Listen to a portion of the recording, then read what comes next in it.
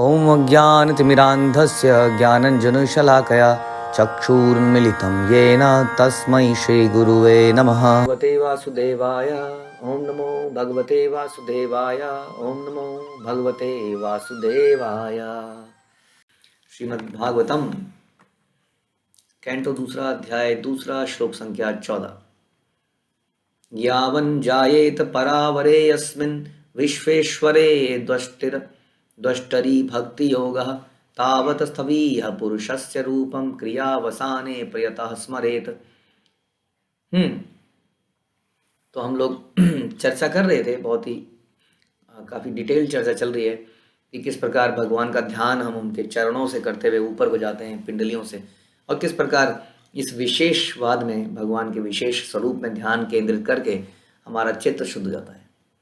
और आप बता रहे हैं कि जब तक स्थूल भौतिकतावादी व्यक्ति दिव्य तथा भौतिक दोनों ही जगतों के दृष्टा परमेश्वर की प्रेमा भक्ति विकसित न कर ले, तब तक उसे अपने कर्तव्यों को पूरा कर लेने के बाद भगवान के विराट रूप का स्मरण या ध्यान करना चाहिए। जब तक क्या न कर ले, प्रेमा भक्ति विकसित ना कर ले। प्रेमा भक्ति एक भक्ति का अंत स्थिति है, हाँ? या प्रेमा भक्ति की शुरुआत तो पहले से हो जाती है, उसका पूरा डेवलपमेंट बहुत समय में लगता है। जब हम भक्ति के प्रोसेस को अपनाते हैं, श्रवणम कीर्तनम विष्णु स्मरणम, तो भक्ति प्रेमा भक्ति का कुछ कुछ आभास होने लगता है, लेकिन इसका पूरा जो फल है वो तो बहुत बाद में मिलता है। तो जब तक हम इस प्रेमा भक्ति को नहीं कर लेते या प्रारंभ नहीं कर लेते, एटलीस्ट एक्सीलेंस नहीं भी आती है कोई बात नहीं, जब तक हम प्रारंभिक अवस्थाओं में भी नहीं पहुंचते तब तक विराट रूप को देखें, उसको स्मरण करें, ऐसा बताया जा रहा है। यानी कि बिल्कुल बिगिनर्स के लिए, जैसा हमने शुरू में बताया था कि हम जब कई बार कहीं प्रवचन करते हैं तो हमारे स्टार्टिंग के प्रवचन होते हैं डज गॉड एग्जिस्ट, और उसके अंदर हम बताते हैं देखिए अंतरिक्ष को देखिए, शरीर को देखिए, आसपास की प्रकृति को देखिए, तितली को देखिए, शरीर के अंदर की रचनाएं को देखिए, तब महसूस कीजिए कि यस देयर इज गॉड। हाँ, इस तरह से विराट रूप का स्मरण प्रारंभ की अवस्थाओं में, जब तक हम प्रेमा भक्ति विकसित ना करें। प्रेमा भक्ति के लिए तो भगवान का नाम जपना, यानी कि नाम जपना, उनका श्रवण करना। प्रेमा भक्ति देखिए, किसी से प्रेम होता है तो आदमी क्या करता है, हम देखते हैं ना, संसार में भी किसी लड़के को किसी लड़की से प्रेम हो जाता है तो उसका नाम बोलता रहता है। उसका नाम कहीं से ले दो तो मन में लड्डू फूटने लगते हैं।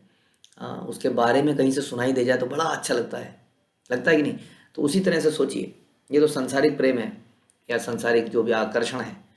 भगवान से ऐसी जब प्रेम हो जाता है तो क्या होता है, भगवान के लिए मुंह से नाम निकलता रहता है उनका, कृष्णा, और उनके बारे में सुनना अच्छा लगता है।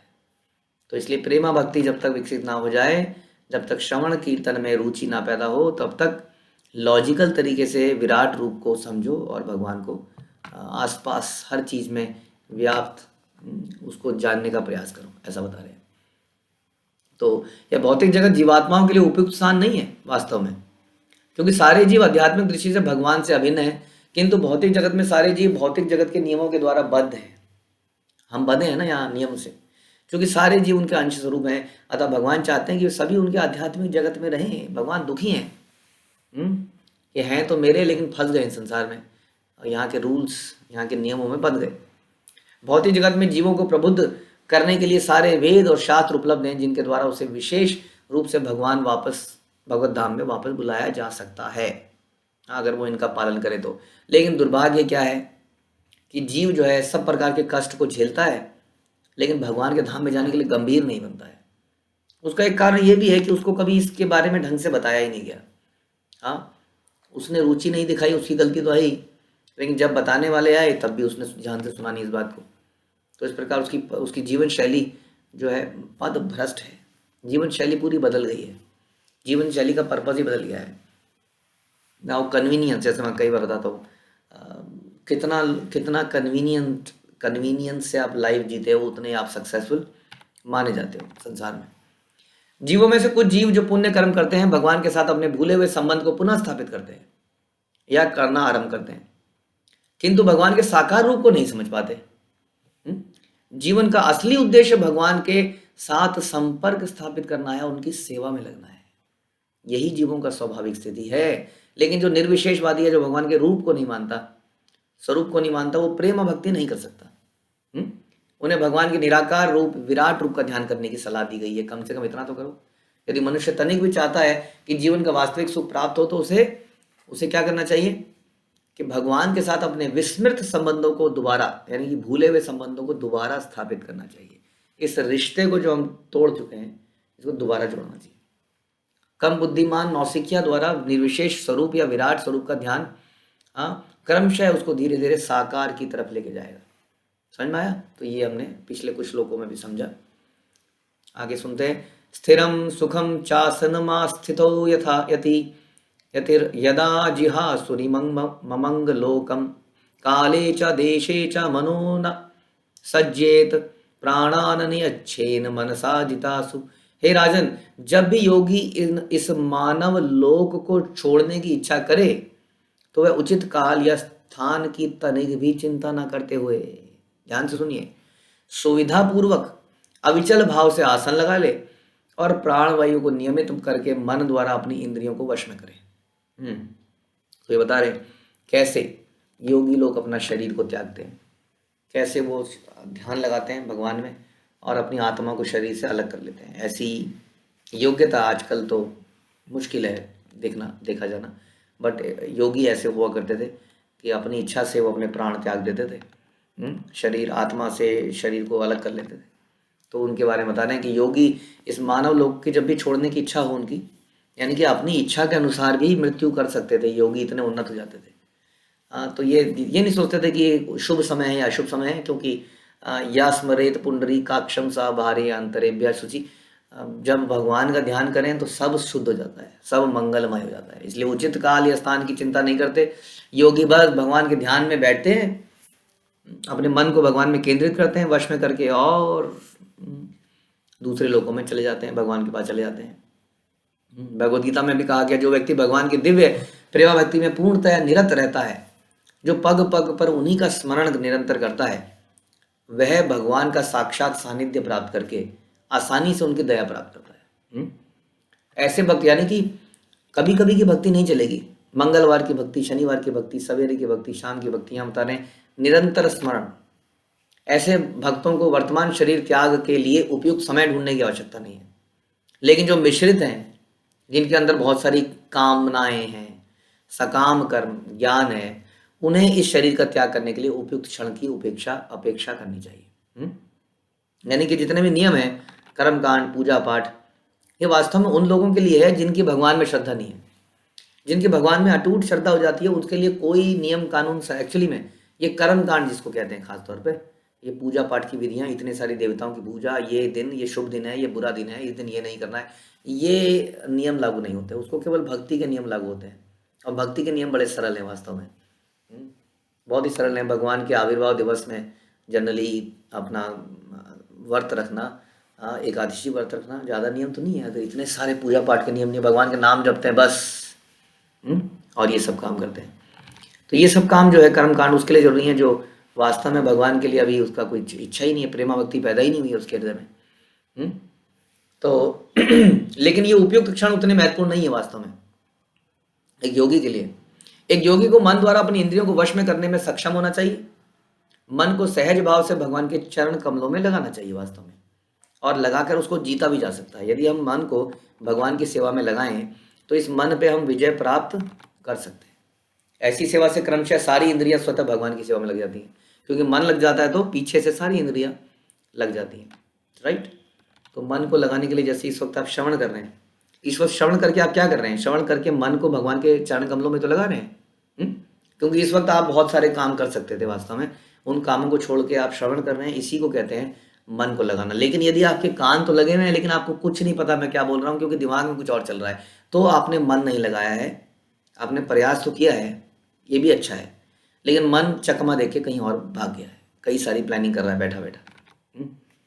मना बुद्धया मलया नियम्य क्षेत्र एताम निनयेत तमात्मनि आत्मानमात्मन्य वरुध्यो धीरो लब्धोपशांति विरमेत कृत्यात्।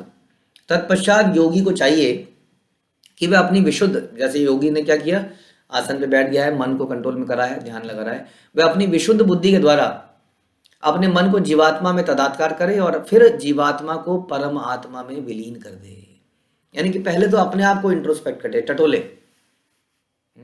आंख बंद करके सोचे, माना कि हु एम आई, मैं कौन हूँ, क्या मैं ये शरीर हूँ, थोड़ा थोड़ा उस पर विचार करे, चिंतन करे, और करते करते करते जब वो स्थित हो जाए आत्मा में, नहीं नहीं मैं तो भगवान का अंश हूँ, फिर इस आत्मा को भगवान में लगाए। ऐसा करने के बाद पूर्णतया तुष्ट जीव तुष्टि की चरमावस्था को प्राप्त करता है। बताइए, हाँ, कोई कोई सॉफ्ट ड्रिंक, कोई हार्ड ड्रिंक, कोई बढ़िया पकवान पाकर तुष्टि नहीं मिली है, केवल वो बैठा है योगी, उसने बैठकर पहले अपने में ध्यान लगाया कि मैं कौन हूँ, फिर उसको समझ में आया यस मैं तो नित्य कृष्णदास हूँ, फिर उसने ध्यान भगवान में लगाया। बस इतना करने से बता रहे हैं उसने पूर्णतया तुष्ट जीव तुष्टि को प्राप्त किया, तुष्टि की चरम अवस्था को प्राप्त कर लिया, और सारे अन्य कार्यकलाप उसके बंद हो गए। ऐसा हो जाता है भगवान में जब हम ध्यान लगाते हैं। इस प्रकार से मन को कितना कंट्रोल में किया जा सकता है, इससे पता चलता है। तो बता रहे हैं कि मन जो है जब आध्यात्मिक कार्यों में लगता है तो वह जीवन में पूर्ण आनंद तथा नित्यता के लिए अपने घर अर्थात भगवत धाम वापस जाने के लिए आश्चर्यजनक ढंग से काम कर सकते हैं। यानी कि मन बड़ा उपयोगी है वास्तव में, इसलिए भगवान गीता में कहते हैं कि ये मन ही हमारा सबसे बड़ा मित्र है और यही मन सबसे बड़ा शत्रु है। लेकिन यदि ये मन भगवान की भक्ति में लग जाता है तो ये बड़ा कामयाब होता है। क्यों? क्योंकि मन का काम है थिंकिंग, फीलिंग एंड विलिंग, तो इमोशंस पैदा करता है, भक्ति में भाव पैदा करता है। इसलिए मन बड़ा इंपॉर्टेंट है। खाली बुद्धि से हम भक्ति तो कर सकते हैं, हाँ, इंटेलिजेंस से, लेकिन जब मन भी लग जाता है तो आनंद की जो है सीमाएं बढ़ जाती हैं। इसलिए ये मन को खत्म नहीं कर देना है, मन को भगवान की भक्ति में चरण कमलों पे लगाना है। अतः मन को उत्तम तथा विशुद्ध बुद्धि के द्वारा सुनियोजित किया जा सकता है। परिपूर्ण बुद्धि भगवान की सेवा करने के लिए निमित्त होती है। मनुष्य को इतना तो समझ लेना चाहिए कि जीव समस्त परिस्थितियों में परिस्थितियों का दास ही है। प्रत्येक जीव इच्छा, क्रोध, वासना, भ्रम, पागलपन, ईर्ष्या वगैरह वगैरह के आदेशों के अनुसार काम करता है। ये लोग उसको बोलते रहते हैं। क्रोध कहता है इसको मार, उसको मारता है। वासना कहता है उसको भोगता है, और इस पर सब प्रकार से प्रभावित हो जाता है। किंतु इन समस्त संवेगों के आदेशों का पालन करने हेतु वह निरंतर दुखी रहता है, फिर भी दुखी रहता है। जब वह वास्तव में इसका अनुभव करता है और सही स्रोतों से इसकी खोज करने के लिए अपनी बुद्धि को दौड़ाता है, तब उसको धीरे धीरे भगवान की प्रेमा भक्ति का पता चलता है, और धीरे धीरे ये जो ईर्ष्या, ये जो क्रोध है, ये समाप्त होने लगते हैं। कई बार लोग हमसे कहते हैं ये क्रोध का कुछ इलाज बताइए। अब हम क्या बताएं, मैंने कोई गोली नहीं बनाई आज तक क्रोध को समाप्त करने की। हम तो आपको भक्ति में लगा सकते हैं। आप देखिएगा कितने लोगों ने फायदा किया है, अपने आप ये सब चला जाता है धीरे धीरे। ये बता रहे हैं यहाँ पर इस तरह से मन को कैसे भगवान में लगाया जाए, ये हमने सुना। न यत्र कालो अनमीषाम पर प्रभु कुतो नु देवा जगताम य ईशिरे, न यत्र सत्वम न रजस्तमश्च न वै विकारो न महान प्रधानम। उस लब्धोपशांति की दिव्य अवस्था में विनाशकारी काल की श्रेष्ठता नहीं रह जाती, जो उन देवी देवताओं का भी नियामक है। तो काल कौन है? समय, जो हमें मारता है पल पल। ये कह रहे हैं देवी देवताओं को भी कंट्रोल करता है, क्योंकि देवी देवताओं की भी तो उम्र है, उनको भी मृत्यु प्राप्त होती है। इसलिए देवी देवताओं का भी नियामक है ये काल। जिन्हें संसारी प्राणियों के ऊपर शासन करने की शक्ति प्राप्त है, उन देवताओं के ऊपर भी ये कंट्रोल करता है। इस अवस्था में न तो तमोगुण, सतोगुण, रजोगुण रहते हैं, न ही मिथ्या अहंकार, न ही भौतिक कारणाणव अर्था अथवा न भौतिक प्रकृति ही रह पाती। यानी कि जब व्यक्ति इस प्रकार भगवान में उसका मन स्थित हो जाता है, तब काल भी उसका कुछ नहीं बिगाड़ पाता, क्योंकि मृत्यु से उसका भय समाप्त हो जाता है। संसार के तमोगुण, रजोगुण, सतोगुण से वो बिल्कुल अलग हो जाता है। जैसा हम सुनते हैं महान जड़ भारत के बारे में, हाँ, जड़ भारत को जिसने जहाँ चाहा वहाँ लगा दिया, बिल्कुल उसको कुछ मतलब नहीं है संसार से। उसके भाइयों ने उसको खेत में खड़ा कर दिया। कैसे? क्या कहते हैं उसको, फियर क्रो फियर, वो ऐसा करके वो एक आदमी जो कौओं को उड़ाता है या जानवरों को भगाता है, उनके भाइयों ने उनको बोला कि खेत में, सोचिए कोई आदमी को लगाता है ऐसे कामों में, ऐसे कामों को पुतला पुतला लगाया जाता है। उन्होंने जड़ भरत को खड़ा कर दिया कि तू खेत में जाके ऐसे खड़ा हो जा, और वो ऐसे ही खड़ा रहा, सोचिए। हम्म? और जड़ भरत इतने महान भक्त। हाँ, कुछ कुछ लोगों ने कहा अरे अरे ये तो जड़ ही है, हट्टा कट्टा है, इतना लंबा चौड़ा, इसको काली के आगे बलि चलाते हैं। ले गए काली के आगे, उसको खूब सजाया गया, उसको रख दिया गया। अब वो लेटा ही है, उसकी गर्दन काटी जा रही है, वो लेटा ही है। सोचिए, सारे गुणों से ऊपर चला गया ना ऐसा व्यक्ति। स्वयं काली माँ ने कहा, अब बताती हूँ मैं तुम्हें, काली माँ ने उन सारे चोर उच्चकों की उसी फरसे से गर्दन काटी, शास्त्र बताता है, और उनकी गर्दनों से बॉल खेली, फुटबॉल। इतना भयानक काली माँ ने वहाँ पे दृश्य दिखाया। और वही जड़ भरत आगे चले थोड़ी देर में, जैसे कुछ हुआ ही ना हो। नहीं तो कोई अरे मेरे को काली ने बचाया है, काली माँ का, हाँ काली माँ ने मुझे रक्षा करी है। कुछ नहीं, चल रहे हैं फिर वैसे ही, फिर रास्ते में चल रहे हैं, फिर रास्ते में कुछ ने कहा ए इधर आ, ये पालकी के नीचे लग। वो पालकी के नीचे लग गए, पालकी उठा रहे हैं। अब जब राजा रघुगण ने कुछ गड़बड़ करी, तब भरत महाराज ने पहली बार सोचा कि ये तो गलत है, राजा अगर ऐसा हो जाएगा तो प्रजा का क्या होगा। तब उन्होंने अपने मुंह से थोड़े से शब्द निकाले, और शब्द सुनते ही राजा समझ गए ये तो कोई महान व्यक्ति है। सोचिए, वो महान व्यक्ति पालकी उठा रहा है राजा का, वो महान व्यक्ति खेत में खड़ा है। तो ऐसा व्यक्ति इतना तुष्ट हो जाता है, हम बताने। हाँ, तो उसे कोई सतोगुण रजोगुण तमोगुण प्रभावित नहीं करते, मिथ्या अहंकार ये सब चीज़ें उसको तंग नहीं करती, पूर्णतया तुष्ट हो जाता है भगवान में जब लग जाता है। ऐसा बता रहे हैं यहाँ पर। काल का प्रभाव भी उसको प्रभावित नहीं कर पाता। जैसे जड़ भारत, काल एक तरह से आ ही गया था उसके सर पे, उसको काटा ही जा रहा था, मारा ही जा रहा था, लेकिन कोई प्रभावित नहीं हुआ। दिव्य पद पर ऐसा स्थित हो गया कि कोई भय उसको, मतलब कोई किसी चीज़ का भय ही नहीं रहा, किसी चीज़ का स्वामित्व तो नहीं रहा। खेत में खड़ा हो गया बिना किसी अहंकार के, जबकि वो भी कह सकता था जितने खेत तुम्हारे हैं उतने खेत मेरे भी हैं, मैं भी बराबर का अधिकारी हूँ, तुम भी भाई हो, मैं भी भाई हूँ, पिताजी की ज़मीन है। हाँ, उसने बिल्कुल उन चीज़ों से ऑब्लिवियस, जैसे कहते हैं, इसको कहते हैं दिव्य पद पर स्थित व्यक्ति, उसको किसी चीज़ का कोई ईर्ष्या नहीं रहती।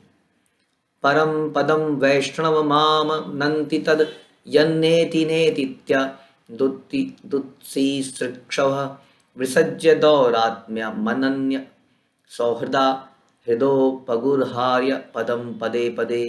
योगी जन ईश्वर विहीन प्रत्येक वस्तु से बचना चाहते हैं, क्योंकि उन्हें उस परम स्थिति का पता है जिसमें प्रत्येक वस्तु भगवान विष्णु से संबंधित है। यानी कि जितने भी भगवान के भक्त हैं वो ऐसी स्थिति से बचना चाहते हैं जहाँ कृष्ण नहीं है, जहाँ कृष्ण की चर्चा नहीं है वहाँ जाना ही नहीं चाहते हैं, जहाँ भक्त नहीं है उन लोगों से रिश्ता ही नहीं रखना चाहते हैं।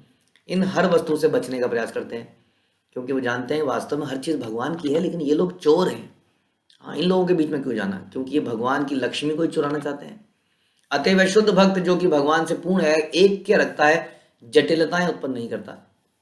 अभी तो भगवान के चरण कमलों को हृदय में धारण करके उनकी प्रत्येक क्षण में पूजा करता है। इसको एक भी क्षण क्यों बेकार किया जाए, ये सोचता है अरे वहाँ जाऊँगा तो इतना समय बेकार हो जाएगा, इतनी देर में तो मैं भगवान का ध्यान कर लूँगा, सेवा कर लूँगा, कोई चैंटिंग कर लूँगा, बची हुई पेंडिंग सेवाएं कर लूँगा। इस प्रकार से वो सोचता है, प्रत्येक क्षण भगवान की पूजा करता है। तो ऐसा बताया जा रहा है यहाँ पर कि प्रभुपाद कहते हैं कि सारे भगवत भक्त भगवान के घनिष्ठ संपर्क में रहते हैं भगवान के धाम में, अथवा दूसरे शब्दों में भगवान को अपना एकमात्र विश्वस्त मित्र और सुहृद मानते हैं। वे ब्रह्मांड के स्वामी ब्रह्मा समेत सारे संसारी प्राणियों की कोई परवाह नहीं करते, केवल उन्हें ही सारे वैकुंठ लोग स्पष्ट दिखते हैं। ऐसे शुद्ध भक्त परमेश्वर के निर्देशन में रहकर दिव्य ज्ञान की किसी कृत्रिम चिंता में नहीं पड़ते। यानी कि साक्षात भगवान की भक्ति करते हैं, ज़्यादा ज्ञान व्यान के चक्कर में नहीं पड़ते हैं, और भगवान की शुद्ध भक्ति करते हैं। और ऐसी भक्ति करते हुए वो ऐसी जगहों में अपना टाइम वेस्ट नहीं करते, फालतू के बहस में, डिबेट में टाइम वेस्ट नहीं करते। अगर कोई सच्ची जिज्ञासा करता है तो उसको बताने के लिए बिल्कुल तत्पर रहते हैं, लेकिन कोई फालतू की बहस बाजी, कहीं पर नाम शोहरत के चक्कर में बिल्कुल नहीं पड़ते हैं, क्योंकि वो एक भी क्षण भगवान से दूर नहीं रहना चाहते हैं, क्योंकि वो जानते हैं कि उसकी वैल्यू क्या है। ये भक्तों का गुण बता रहे हैं। इत्थम मुनिस्तु परमेद व्यवस्थितो विज्ञान दिग्वीर्य सुरंधिताशयः स्वपार्ष्णीनापीड्य गुदम ततो अनिलम स्थानेषु षट सुन्न मये मयेजित क्लम क्लम। वैज्ञानिक ज्ञान के बल पर मनुष्य को परम अनुभूति में पूर्ण रूप से स्थिर हो जाना चाहिए। वैज्ञानिक ज्ञान, तो इसलिए प्रभुपाद अक्सर बोलते थे साइंस ऑफ सेल्फ रियलाइजेशन, क्योंकि जो भी हम पढ़ रहे हैं, जो भी हम समझ रहे हैं इस वक्त, ये एक वैज्ञानिक ज्ञान है। कोई हाँ ऐसा कुछ भावनात्मक चीज़ नहीं है कि बस मान लो भजो भजो राधे राधे राधे कृष्णा, ऐसा नहीं कह रहे हम। भजो वो तो सार है, लेकिन इसको समझने के लिए पूरा वैज्ञानिक ज्ञान है। इसको साबित किया जा सकता है बार बार रिपीटिटिवली, उसका सेम ही रिजल्ट आता है। इसलिए ये वैज्ञानिक ज्ञान है। वैज्ञानिक ज्ञान के बल पर परम मनुष्य को परम अनुभूति में पूर्ण रूप से स्थित हो जाना चाहिए। परम अनुभूति क्या है कि वो कृष्ण का दास है, कृष्ण स्वराट है, हर जगह स्थित है। ये बिल्कुल वैज्ञानिक तरीके से इसको स्थापित किया जा सकता है। मनुष्य को इस ज्ञान में स्थिर रहना चाहिए। यही है लाइफ और यही है जीवन। और इस तरह समस्त भौतिक इच्छाओं को शमन करने में समर्थ हो जाना चाहिए। उसको समझ में आ जाना चाहिए जितनी भी भौतिक इच्छाएं ये शरीर की हैं, ये मन की हैं, मैं ये मन नहीं हूं, मुझे मन को यूज करना है, ना कि मेरा मन मुझे यूज करेगा। और इसलिए सारी भौतिक इच्छाओं का शमन कर लेगा। मनुष्य को वायु द्वार गुदा को पांव की एड़ी से बंद करके, ये योगा का प्रोसेस बता रहे हैं, प्राण वायु को एक एक करके क्रमशः 6 प्रमुख स्थानों, चक्रों, जो चक्र है शरीर में एक एक करके ऊपर ले जाना चाहिए और तब भौतिक शरीर का त्याग कर देना चाहिए। एक योगी का प्रोसेस बता रहे, ये है ध्यान योगी। ध्यान योग अपने आप में भगवान ने गीता में बड़ा डिटेल में हमने चर्चा करी है। अध्याय 6 में, अध्याय के 6 में, अध्याय 6 के अंत में भी हम ये सुने, योगी नाम अपि सर्वेशाम मदगदे अंतरात्मा श्रद्धावान भजनते योमा सा में युक्तात्मा मता।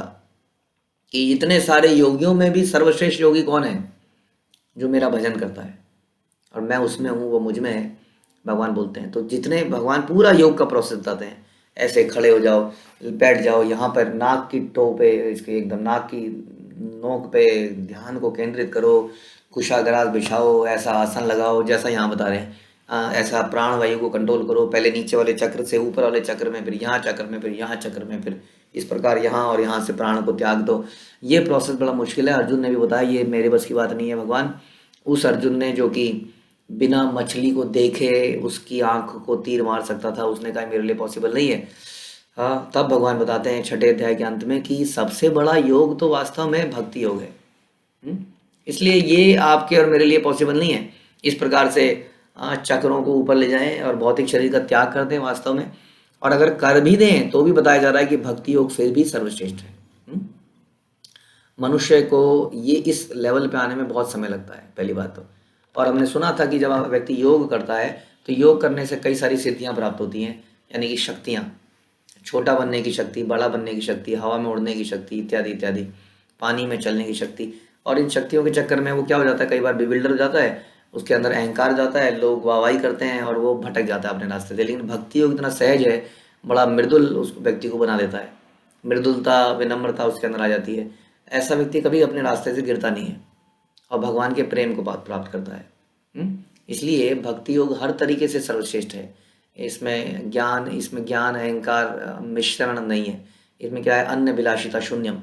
व्यक्ति की एक ही अभिलाषा रहती है कि वो कृष्ण को किसी तरह प्रसन्न कर पाए, यही है भक्ति योग। और इस अवस्था में आने में एक योगी को बहुत समय लगता है। हाँ, योगी को जब तक वो भगवान के दर्शन नहीं कर लेता तब तक उसका मन निर्मल नहीं होता। हमने सुना 4 कुमारों के बारे में जो कि बहुत बड़े योगी थे, लेकिन जैसे ही वैकुंठ में उन्होंने भगवान को देखा उसके पहले उन्होंने श्राप दे डाला। सो कि आपको मालूम है ना कथा, जय विजय ने उनको रोक दिया, रुको, वैकुंठ में नहीं जा सकते आप लोग, आप एलिजिबल नहीं है। जय विजय को के ऊपर 4 कुमार को इतना गुस्सा आ गया। बताइए योगियों के अंदर गुस्सा कहाँ से आया? योगी, इस अवस्था के योगी, 4 कुमार जैसा योगी कौन हुआ है संसार में? ये तो खाली चक्रा वकरा की बात कर रहे हैं। वो 4 कुमार जो वैकुंठ में अपने योग से पहुंच गए, सोचिए, उन्होंने श्राप दे डाला। और उसके बाद जैसे ही भगवान बाहर आए, भगवान को बड़ी चिंता हुई जय विजय की। भगवान ने कहा तो मेरे ही हैं, मेरे बच्चों ने गलती करी है, मैं इनके लिए क्षमा मांगता हूँ। कैसे भगवान ने दिखाया कि ये मेरे भक्त, मेरे बच्चे हैं। और ये भगवान का दर्शन पाते ही 4 कुमार की तो आंखें पलट गई, उनको ध्यान में आ गया ये तो गलत हो गया। हाँ, भगवान के चरणों में तुलसी अर्पित थी, उसकी सुगंध सूंघी भगवान का दर्शन किया और टोटली भक्त बन गए। तो ये है, भक्ति योग में बहुत पावर है वास्तव में। तो ये जो बताया जाता है शास्त्रों में, ये हमें ज़रूर पढ़ना चाहिए, लेकिन समझ लेना चाहिए कि इस युग के लिए ये योग जो है उपयुक्त नहीं है। और ख़ासतौर पे ये समझना चाहिए कितना मुश्किल है। सोचिए, जो बताया जा रहा है, वायु द्वार गुदा को पाँव की एड़ी से बंद कर लो, प्राण वायु को एक एक करके 6 प्रमुख स्थानों चक्रों में ले जाओ, चक्रों से ऊपर लेके जाओ।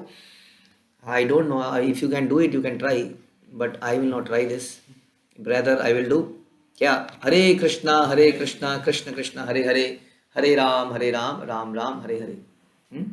जैसे कि हमारे आचार्यों ने बताया, कलयुग का यही उपाय है। हरे कृष्णा। श्रील प्रभुपाद की जय।